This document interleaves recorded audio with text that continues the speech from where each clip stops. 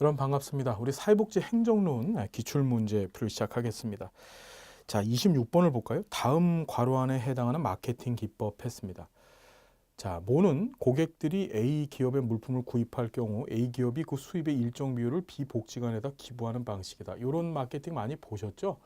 이게 이제 공익연계 마케팅 또는 뭐 기업 마케팅이라고도 얘기를 하죠. 그래서 기업들이 자신들의 그 회사 이미지, 그렇죠, 이미지 개선 또는 세금에 있어서도 기업이 내는 이 법인세 같은 것에 감면을 받죠. 예, 그런 목적 하에서 수행하는 마케팅 기법입니다. 이거 뭐 윈윈 마케팅이라고도 합니다. 왜냐하면 기업한테도 윈하고, 즉 좋고, 그 다음에 복지시설 기관한테도 윈하기 때문에 그렇죠. 자, 공인연계 마케팅에 관한 문제였었고요. 27번 보시면은 의사결정 방법 및 기술에 관한 설명으로 옳은 것 했습니다. 자, 대안선택 흐름 도표는 집단적 의사결정 기법에 해당한다. 자, 대안선택 흐름 도표는 가장 대표적인 개인적 의사결정 기법이죠. 브레인스토밍은 지도자만 주제를 알고 집단에는 문제를 제시하지 않는 상태에서 장시간 자유롭게 토론하는 방법이다. 자, 지도자만 주제를 알고 집단에는 문제를 제시하지 않은 상태에서 장시간 자유롭게 토론하는 방법, 자유롭게 토론하는 방법은 맞습니다. 그런데 나머지 내용들은 아니죠. 판단적 결정은 정보 수집, 연구, 분석과 같은 합리적이고 과학적인 절차를 통해서 이루어진다. 그렇지 않고 판단적 결정은 판단자, 즉 의사 결정을 내리는 자의 판단에 의해서 진행되는 것입니다. 어떤 과학적 기초 또는 절차를 통해서 이루어지지는 않고요. 직관적 결정은 개인의 지식과 경험에서 이루어진다. 이것이 판단적 결정에 관한 얘기죠. 직관적 결정은 말 그대로 개인의 직관에 의해서 결정되어집니다. 그러니까 거기는 경험, 지식 따위도 필요 없이 그냥 그때그때 아이 내가 이렇게 하지 뭐 이런 거죠. 뭐저 북한의 김정은 씨 생각하시면 될 것 같아요. 비정형적 의사결정은 의사결정자의 직관과 판단에 의해서 이루어지는 것을 말한다. 맞습니다. 이 직관적 의사결정과 판단적 의사결정을 묶어서 우린 비정형적 의사결정이라고 하는 거죠. 28번 보시면은 총체적 품질관리 이론, 그러니까 TQM이라고 합니다. Total Quality Management의 약자죠. 설명으로 옳지 않은 것은 자, 고객 중심 관리를 강조한다. 우리 총체적 품질 관리 이론의 제일 중요한 키워드는 바로 뭔가요? 고객이라고 하는 것과 고객이 만족할 때까지라는 말이죠. 그래서 자, 지속적인 서비스의 품질 향상 강조합니다. 언제까지? 고객이 만족할 때까지. 서비스 품질은 마지막 단계에서 고려하는 것이 아니라 서비스 품질은 처음부터, 그렇죠. 서비스의 처음 제공부터 시작해서 끝날 때까지 고려하고 고민해야 되는 것이죠. 마지막 단계에서만 고려하는 것이 아니다. 자, 서비스 품질의 결정권자는 누구였었습니까? 예, 고객이었다는 사실도 기억해 두십시다. 자, 의사 결정은 자료 분석에 기반합니다. 여기서 얘기하는 자료 분석을 한 건 뭘까요? 자료라는 것은 물론 고객의 만족도를 뜻하는 거죠. 자, 품질 향상은 모든 조직 구성원들의 헌신을 필요로 한다. 자, 답은 몇 번입니까? 3번입니다. 자, 29번. 참여적 리더십에 관한 설명으로 옳지 않은 것 됐습니다. 자, 직원들의 지식과 기술 활동이 용이하다. 자, 직원들의 사명감이 증진될 수 있고 책임 분산으로 인해서 조직이 무력하게 될 수도 있고 하급자들이 의사결정을 적극적으로 주도한다.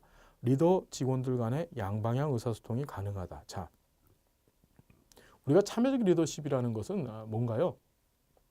의사결정 과정에 있어서 조직 내의 리더 외에 리더에 소속하여 있는 직원들도 그 의사결정에 함께 참여하는 구조를 얘기합니다.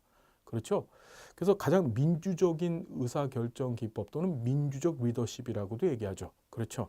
그래서 뭐 여기 있는 내용들 기술 활용도 쓸 수 있고 사명감도 증진되지만은 문제는 뭐냐면은 책임이 분산돼서 즉 의사결정의 권한이 분산되어져 있기 때문에 조직을 무력하게 만들거나 또는 조직이 추구하고 있는 원래 목표 또는 목적에 부합되지 않는 방향으로 조직이 나아갈 수 있는 그런 현상도 발생할 수 있다. 사급자들이 의사결정을 적극적으로 주도하지는 않습니다. 하급자들도 의사결정에 참여를 할 수 있습니다. 부분적으로. 하지만 리더가 사실은 의사결정의 진짜 주체가 되는 거죠. 리더 직원들 간의 양방 의사소통이 가능하다는 거 보시고요. 당 가로 안에 들어갈 사회복지 서비스 전달체의 구축 원칙의 연결이 옳은 것 했습니다. 자, 보시면은 자, 클라이언트의 욕구와 문제를 해결하기 위해서 다양한 서비스를 제공해야 된다. 자, 클라이언트의 욕구와 문제는 다양하고 많기 때문에 그것들을 해결해 준다. 모두 다 해결한다. 그걸 포괄성이라고 얘기하고요. 서비스의 양과 질이 욕구와 목표 달성에 충분해야 된다. 이게 적절성이고, 핵심적인 업무는 반드시 객관적으로 자격이 인정된 사람이 담당해야 된다. 이게 전문성이고, 서비스를 필요로 하는 사람은 누구나 쉽게 그걸 서비스를 받을 수 있어야 된다. 뭐 접근성 또는 뭐 편익성이라고도 얘기하죠. 편익성. 그렇죠? 기억해 두십시다. 31번 보시면은 사회복지 조직의 부문화에 관한 설명으로 옳은 것을 모두 고른 것 했습니다. 부문화라고 하는 개념은 뭔가요? 하나의 조직이 있다고 한다면 조직 내 하부 조직들을 어떠한 규정과 절차에 의해서 형성시킬 것인가에 대한 이론이죠. 보면 서비스 기준 부문화는 서비스 제공, 사례 관리, 지역사회 조직 등으로 구분한다. 아닙니다. 서비스 기준 부문화라는 것은 제공되어지는 서비스의 종류별로 부문화시키는 것이죠. 지리적 기준 부문화는 클라이언트의 거주 지역에 따라 구분하는 거 맞습니다. 자, 기능 기준 부문화는 개별 사회 사업, 집단 사회 사업, 뭐 지역 사회 조직 사업. 요게 이제 서비스 기준 부문화가 되는 것이고, 기능 기준 부문화라는 것은 뭔가요? 제공되어지는, 그러니까 해당 분야의 전문가들이 어떻게 소속되어져 있느냐에 따라서 부문화시키는 것이죠. 시간 기준 부문화는 업무 시간에 따라서 2교대 혹은 3교대로 구분하는 것 맞습니다. 그 답은 몇 번입니까? 니은하고 리을이 답이 되겠네요. 32번 보시면은 프로그램 평가 기준에 관한 내용으로 옳지 않은 것 했습니다. 자, 노력성을 평가하기 위해서 비용 효과 분석을 한다. 여러분, 비용 효과 분석이라는 것은 효과성 분석 방법이죠. 뭐라고요? 효과성. 자, 다시 비용 효과 분석은 뭐 한다고요? 효과성을 측정할 때 사용하는 분석법이다. 자, 효율성, 비용 편익 분석 맞습니다. 효과성은 서비스의 목표 달성 정도, 이게 비용 효과성 분석이죠.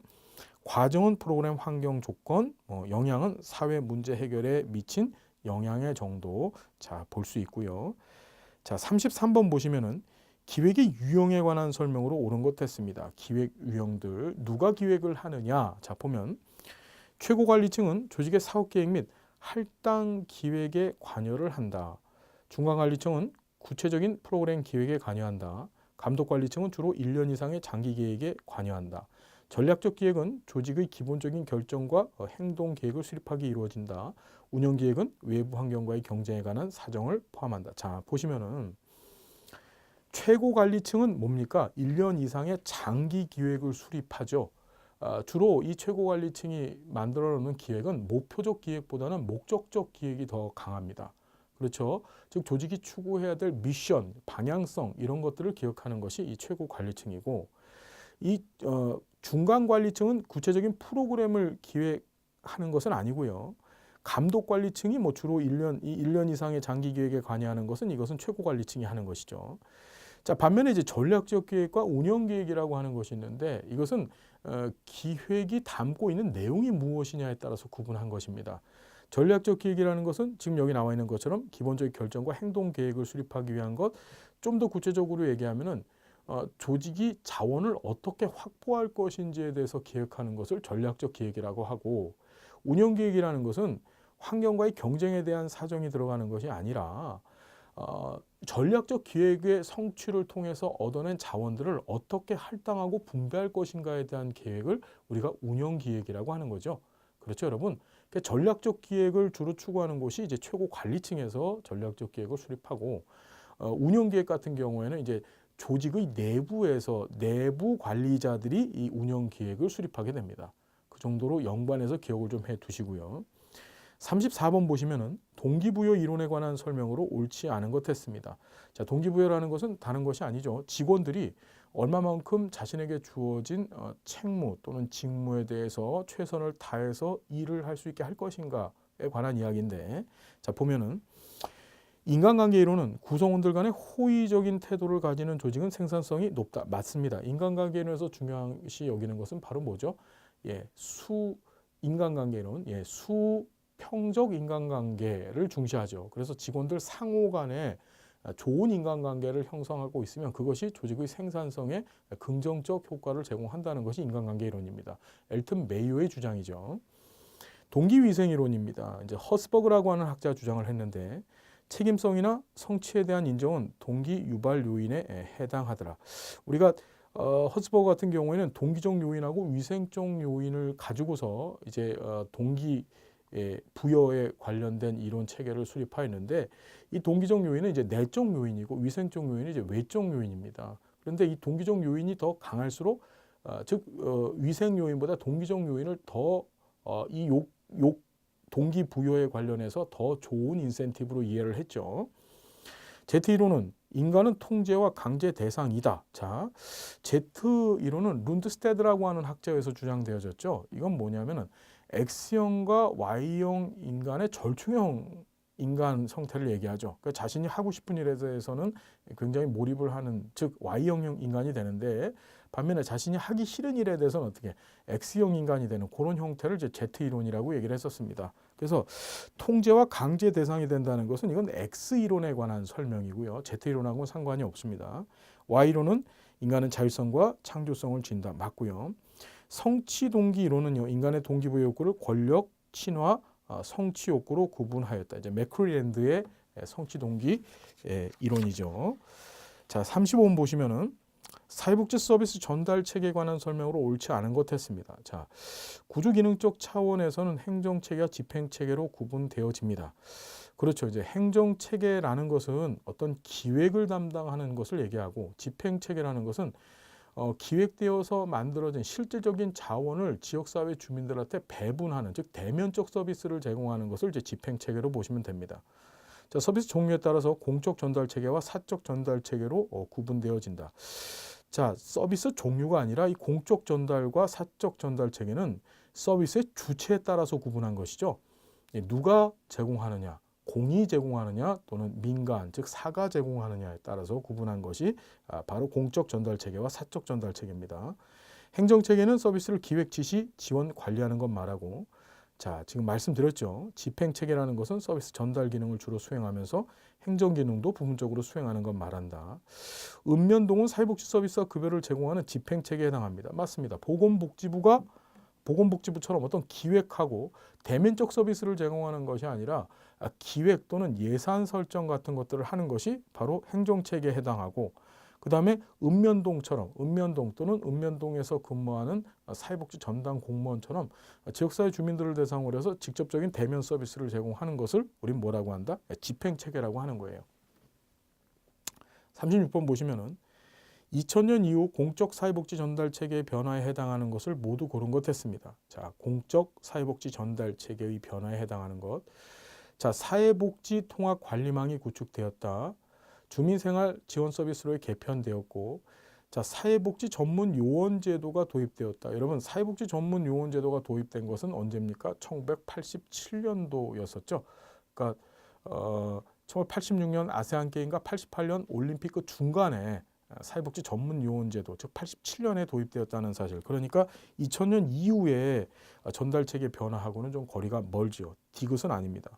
사회보장 정보 시스템이 구축되어졌다. 이거 전부 2000년 이후에 벌어진 일들입니다. 답은 몇 번입니까? 예, 3번입니다. 다음은 체계 이론 중 어떤 하위 체계에 관한 설명인가 이랬습니다. 자, 우리 체계 이론에서는 총 5가지 하위 체계를 얘기하죠. 그래서 생산 하위 체계, 유지 하위 체계, 경계 하위 체계, 적응 하위 체계, 그 다음에 관리 하위 체계, 이렇게 5가지 하위 체계를 얘기했었습니다.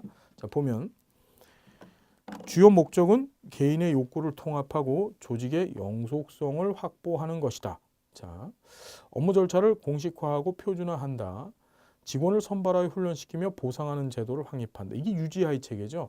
유지하위 체계라는 것은 조직의 존속과 관련되어져 있습니다. 조직이 만들어지고 나서 그 조직을 구성하고 있는 조직 인력들이 계속 있어줘야만 조직이 존속하겠죠. 그러면 조직 인력이 계속 있게 하려면 뭘 만들어줘야 됩니까? 적절한 보상 체계를 갖춰줘야만 조직 인력들이 나가지 않고 그 조직을 지킬 거 아닙니까? 그죠? 그래서 직원 선발하고 훈련시키고 그들을 보상하는 이런 일련의 과정을 우린 뭐라고 한다? 이걸 유지하위 체계라고 하는 거예요. 뭐 참고로 말씀드리면 이제 생산하위 체계라는 것은 직접적인 서비스를 제공하는 체계를 뜻하고, 유지하위 체계 말씀드렸고, 경계하위 체계라는 것은 우리가 하나의 조직을 대상 체계로 이해했었을 때 이 대상 체계 바깥에 상위 체계가 있죠.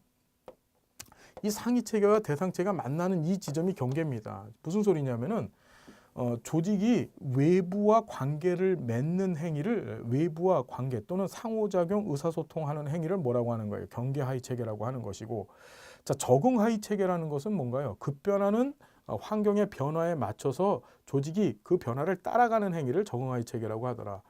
요 5가지, 요 4가지 생산, 유지, 경계, 적응 하위 체계를 통합적으로 관리하는 것을 관리 하위 체계라고 하더라.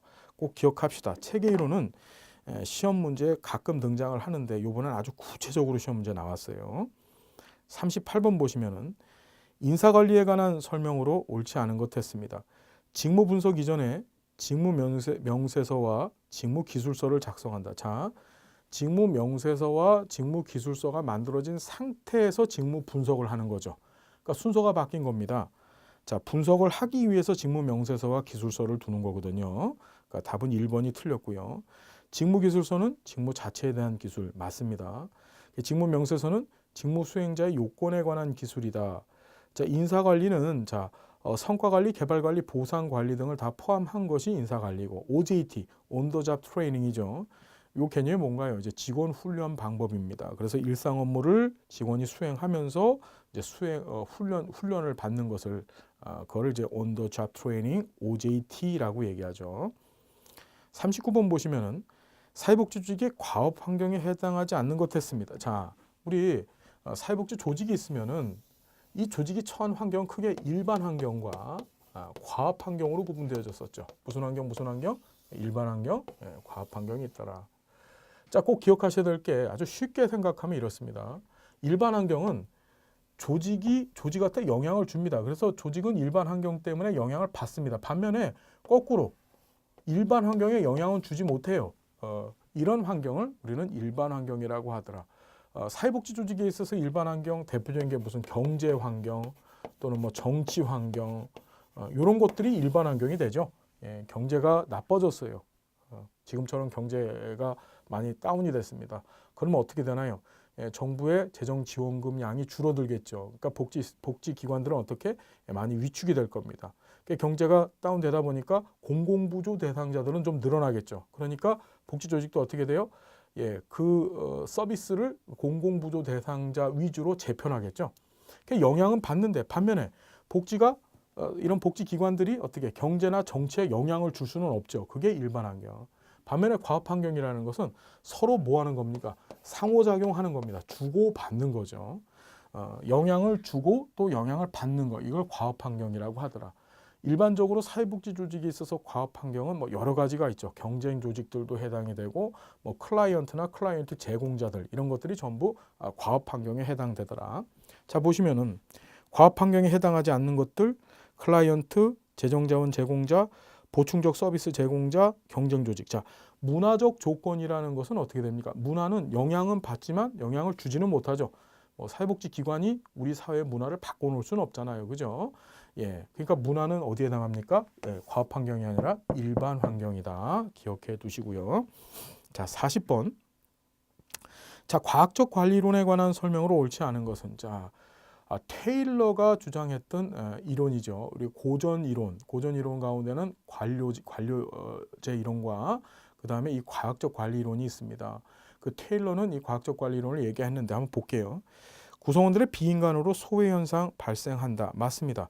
과학적 관리 이론에서 중시하는 것은 뭔가요? 생산성 향상을 위해서 뭘 하죠? 예. 위계의 근거를 둔, 즉 위계 구조의 근거를 둔 분업 시스템을 만들어냈죠. 이 분업이라는 것의 가장 큰 문제점이 바로 뭐였었습니까? 분업은 생산성 향상에는 크게 기여를 했지만 분업을 통해서 인간성 말살이라고 하는 부수적인 문제가 발생되어졌죠. 바로 그 얘기입니다. 비인간화 소현상 발생한다. 맞고요. 인간의 정서적인 측면과 사회적 관계를 중시한다. 이건 뭐에 관한 얘기인가요? 인간관계 이론에 관한 얘기죠. 인간관계 이론. 그렇죠?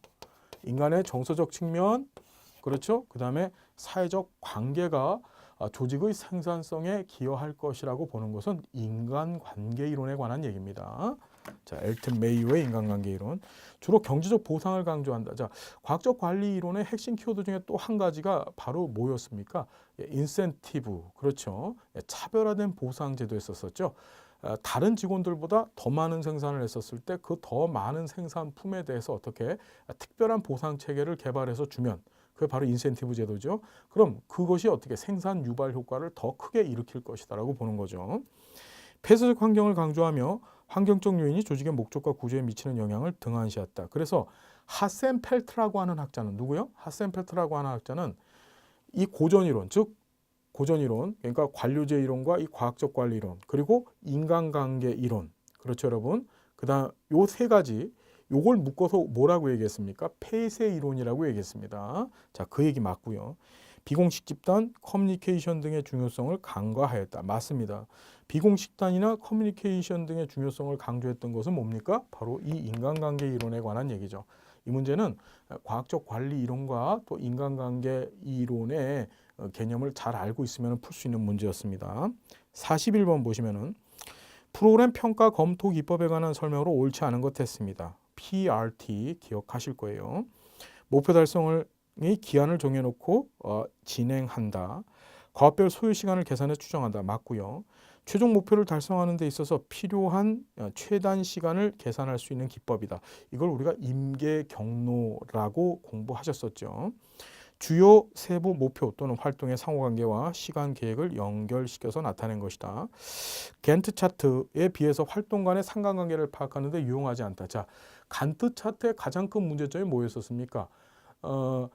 기간별로 발생되어지는 활동 사이의 상관관계를 파악하는 것이 어렵다는 단점이 있었었죠.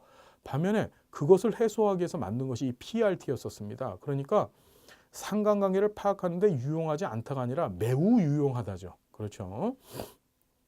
42번 보시면은 사회복지 행정의 실천 원칙에 관한 설명으로 옳지 않은 것 했습니다. 기관 목적의 원칙, 기관의 사회적 목적을 명확하게 설정해야 된다. 기관 전체성의 원칙, 기관을 하나의 유기체로 인식해야만 한다. 그러니까 기관의 각각의 부서들이 따로따로 너 따로 나 따로 있는 것이 아니라 하나가 모여서 어떻게 기관이 세워놓은 목적을 수행하는데 함께 협력 조력한다는 뜻이고요. 조직화의 원칙은 직무에 관한 조직의 연대 책임을 강조한다. 자, 조직화의 원칙이라는 것은 그걸 뜻하는 것이 아니죠. 조직의 생산성 또는 업무의 효율화를 위해서 조직 내에 뭐가 만들어지는 겁니까? 하부 조직들, 뭐 부문화가 일어난다든지 그 안에서 위계가 형성된다든지 그렇죠. 또는 통제 범위가 설정된다든지 그런 것들을 의미하는 거죠. 변화의 원칙, 기관은 지속적인 변화 과정을 추구해야만 뭐가 됩니까? 환경에서 살아남을 수 있죠. 생존과 관련되어 있는 얘기고요. 평가의 원칙은 기관 목표 성취를 위해서 지속적으로 평가를 해야 됩니다. 43번 보시면 최근 사회복지 행정의 환경 변화에 대한 설명으로 옳지 않은 것 했습니다. 사회 서비스 공급에서 영리 부분의 참여가 감소되고 있다. 전혀 그렇지 않습니다. 영리 부분의 참여가 아주 증가하고 있죠. 특히 뭐 노인 장기 요양 보험제도 같은 것들은 어떻습니까? 영리 부분들 그러니까 민간이 참여하게 되기 때문에 민간이 참여하게 되면 당연히 영리 부분을 추구할 수밖에 없죠. 구조적으로. 사회복지 조직 관리에 기업 경영 기법이 도입되고 있습니다. 맞고요. 품질 관리를 통한 이용자 중심 서비스가 요구되고 있고 사회 서비스의 시장화 경향성이 뚜렷해지고 있고 서비스 이용자의 권리가 강조되고 있다. 다 맞는 얘기입니다. 자, 답은 몇 번입니까? 예, 1번이 틀렸네요. 44번 보시면은 사회복지 서비스 성과 평가의 내용으로 옳은 것을 모두 고른 것 했습니다. 자, 아동의 자아 존중감 향상 정도를 평가한다. 유사한 취업 프로그램의 1인당 취업 비용을 비교한다. 프로그램의 참여자의 취업률을 측정한다. 우리가 서비스 평가 중에서 성과 평가라는 것은 원래 그 서비스를 제공하기 전부터 그렇죠. 전부터 그 서비스 제공을 통해서 얻어야 될 목표가 있었습니다. 그 목표를 성과라고 얘기했는데 그 성과를 얼마만큼 달성했느냐에 관한 평가가 바로 성과 평가입니다. 보니까 존중감 향상 정도, 취업 프로그램의 1인당 취업 비용, 그 다음에 참가자의 취업률 이런 것들은 뭔가 이미 계획되어져 있는 그러니까 어떤 프로그램 또는 서비스를 제공하기 전에 계획되어져 있는 성과 지향적인 목표였었죠. 예, 그런 것들을 달성했다고 했으니까 이 전부가 다 어떻게 성과 평가 내용으로 인정받는 것이 맞다. 자, 45번 사회복지 평가의 의의로 옳지 않은 것은 자, 환류, 자, 피드백이라고 얘기하죠. 기능을 가지고 있고요. 행정관리 수단으로 역할을 하고 있고 책무성을 강조받고 있습니다. 뭐냐면 책무성이라는 것은 책임성과 더불어서 책임성 더하기 조직이 추구해야 될 효율성과 효과성을 다 같이 의미하는 것입니다. 그래서 어떤 도의적 책임감과 동시에 조직은 반드시 사회복지 조직은 반드시 효율성과 효과성도 꼭 달성을 해야 된다는 얘기인데 그것들이 지금 많이 강조되고 있죠. 뭘 통해서? 예, 평가를 통해서 그렇습니다. 기관의 외부 자원 확보에 영향을 미치고요. 그렇죠. 뭐냐면 평가 잘 받으면 어떻게 됩니까?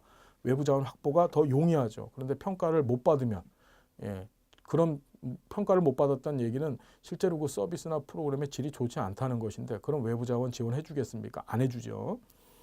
자, 평가 결과는 기관의 변화를 반드시 수반한다. 자, 평가 결과가 기관의 변화를 수반할 수 있습니다. 그런데 여기서 또 틀린 건 뭔가요? 반드시라는 말이죠.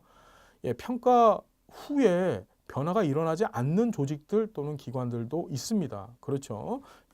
주로 이것은 조직 리더에 의해서 결정되어지는 내용인데 리더가 그 평가 결과를 수긍하여서 조직 변화를 좀 더 적극적으로 나서는 경우도 있고 또 그렇지 않은 경우도 있다는 사실 좀 기억해 두십시오.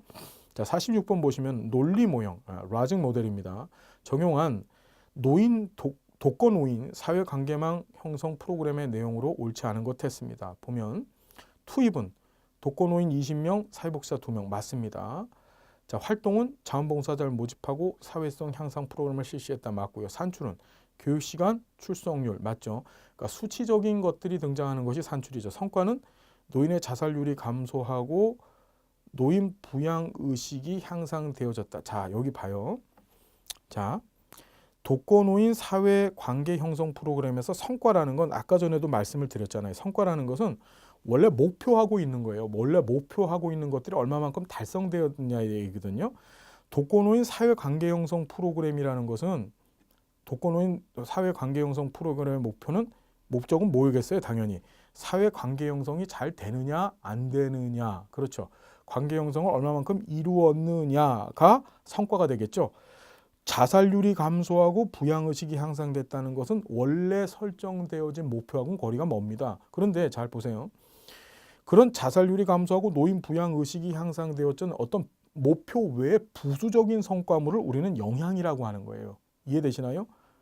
자, 그러니까 여기에 답은 이게 성과가 아니고 이게 영향이에요. 영향. 4번은 성과가 아니고 영향이라고 보셔야 됩니다. 영향은 5번 영향은 지역의 독거노인 관심도 향상. 이것도 영향에 해당되겠죠. 성과하고 영향을 잘 구분하실 수 있겠죠, 여러분. 자, 47번 보시면은 다음 내용을 설명하는 사회복지 서비스의 경향으로 옳은 것 했습니다. 1980년대 미국 레이건 정부의 작은 정부론을 표방했고 2007년 우리나라 사회서비스 바우처 제도가 도입됐고 2008년 우리나라 노인 장기요양보험 제도가 실시됐다. 이것들의 공통점은 뭐냐면은 민간이 사회복지 정책에 개입되었다는 거예요. 그래서 이걸 정책론에서는 뭐라고 공부를 하셨냐면은 복지다원주의라고 공부를 하셨습니다. 또는 이런 현상을 민영화 현상이라고 했었죠. 원래 사회복지라는 것은 공공이 주체가 되어집니다. 즉 국가와 지방자치단체가 주체가 되어져서 진행을 해야 되는데 그 분야 안에, 그 부분 안에 어떻게 민간이 발을 들여밀고 민간이 그 새로운 주체로 등장해 됐다는 겁니다. 우리나라 뭐 바우처 제도나 또는 장기요양보험제도 지금 뭐 장기요양보험제도의 이 장기요양 서비스 제공 기관의 한 97% 정도가 뭔가요? 전부 민간 기관들이죠. 이것이 바로 민영화 현상을 설명하는 것이다. 기억해 두시고요. 48번 성과주의 예산 모형에 관한 설명으로 옳지 않은 것 했습니다. 사업별 예산 통제가 가능하다. 예산 배정에 있어서 직관적 성격이 강하다. 그렇지 않고요. 목표 수행 중심을 두는 관리지향적 예산 제도다. 예산 집행에서 신축성이 부여되고 실적의 평가를 용이하게 된다. 우리 성과주의 예산 모형 PB 예산이라 해서 퍼포먼스 버젯이라고 하시죠. 우리가 예산제도 공부하셨습니다. LIB 그렇죠? LIB가 뭔가요? 품목별 예산, 그 다음에 PB 성과주의 예산, 그 다음 PPBS, 그 다음에 ZBB 이렇게 네 가지 예산제도 공부하셨었죠. 자, 바로 그걸 뜻하는 거고요. 자, 49번 보시면 우리나라 사회복지 행정의 변화 과정과 주요 정책에 관한 설명으로 옳지 않은 것 했습니다. 사회복지설 평가제 도입은 자원의 효율적 운영에 관한 관심을 확대시키는 계기가 되었다. 자, 맞고요. 주로 지방 정부에서 운영되는 사회복지 사업이 국고 보조 사업으로 이양되어졌다. 거꾸로 됐죠. 자, 그다음에 읍면동 복지 허브화 전략은 맞춤형 통합 서비스를 제공하기 위한 민관 협력을 기반으로 하고 맞고요. 희망복지 지원단은 공공 영역에서 사례 관리 기능을 담당하고 있고 국기법 제도는 복지와 국민의 권리로 인정받기 시작했다는 의미를 갖는데 의미가 있다. 맞습니다. 자, 50번. 자, 요번에 시험 나오면서 이제 좀 틀려줬으면 좋겠습니다라고 출제원들이 낸 문제 같아요. 보면 동기부여 이론과 주요 학자의 연결이 옳은 것 같습니다. 인간관계 이론, 메슬로우. 자, 인간관계 이론은 누가 얘기한 겁니까? 이것은 엘튼 메이오에 의해서 주장되어졌죠. 수평적 인간관계 이론은 엘튼 메이오. 그렇죠? 수직적 인간관계 이론은 누가 얘기했습니까? 예. 다시 수평적 인간관계는 메이오. 그 다음에 수직적 인간관계는 맥그리거에 의해서 주장됐죠. 이거 좀 기억해 두시고요. ERG 이론, ERG 허스버그라고 하는 사람은 동기 위생 이론을 얘기했던 사람이고 맥크리랜드가 성취 동기 이론 얘기했죠. 앞에서도 말씀을 드렸습니다. 예. 그 다음에 XY 이론, 엘더퍼는 뭐한 사람이? 이 사람이 ERG 이론 얘기했던 사람이죠. XY 이론은 누가 얘기했나요? 이게 지금 얘기 드렸던 이 맥그리거가 얘기를 했죠. 자, 그래서 좀 틀려줬으면 좋겠습니다 라고 해서 나온 문제였었어요. 이렇게 해서 행정론 다 풀어봤습니다. 자, 할만하시죠? 예, 여러분 최선을 다해서 여러분들의 꿈과 목표를 향해서 나가십시오. 응원합니다. 오늘도 함께 해주셔서 감사하고 다음 시간 또 행복한 모습으로 뵙겠습니다. 감사합니다.